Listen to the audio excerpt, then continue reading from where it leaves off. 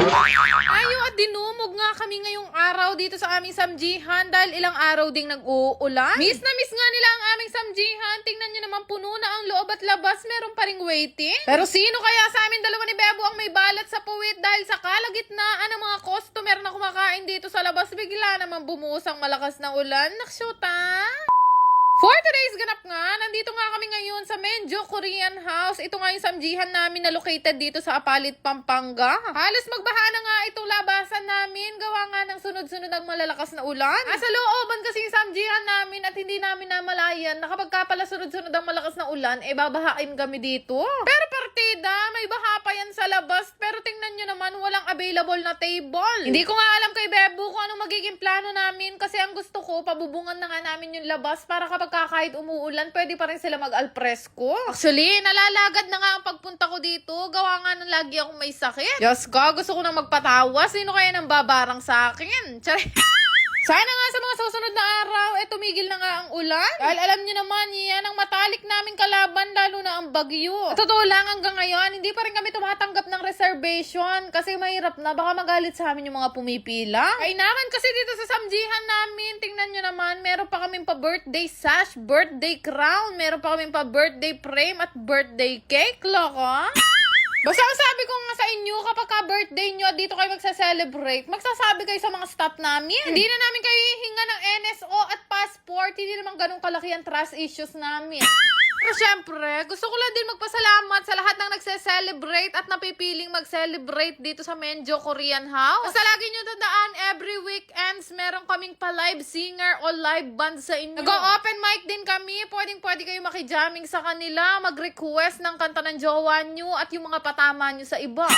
Di na nga kami makapwesto ni Bebo kahit gusto namin mag-samji, kaya naman lumipat kami sa labas at ganito naman ang lagay. Nakakatuwa naman talaga yung ibang dinadayo pa kami at willing nga maghintay. Pero kayo guys, ano ba ang suggestion nyo dito sa samjihan namin para mas marami pa kaming makater na customer? Okay naman at malaking tulong sa amin itong alfresco, kaya lang kapag ka umuulan, kailangan nga namin tanggalin yung mga table na yan. Kahit kasi may mga payong kapag ka umulan, talaga namang mababasa sila, kaya nag-aalangan din kaming pakainin sila sa labas. May suggestion kayo at baka matulungan nyo ako, hindi pa na kayo nakikichismis.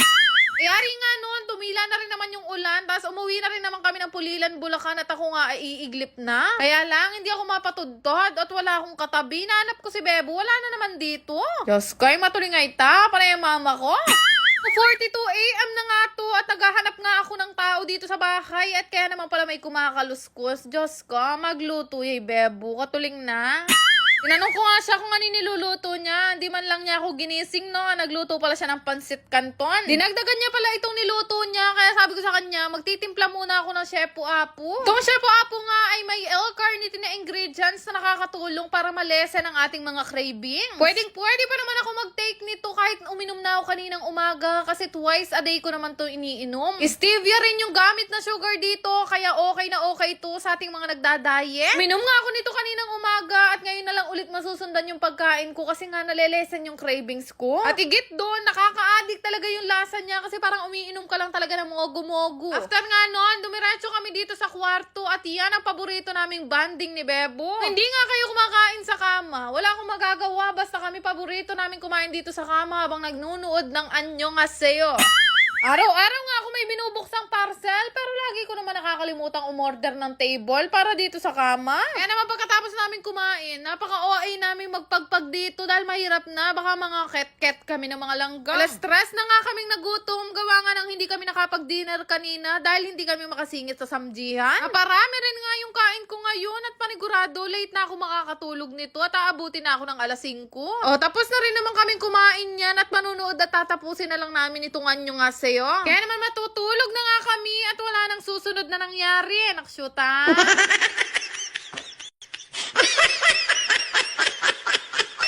Salamat!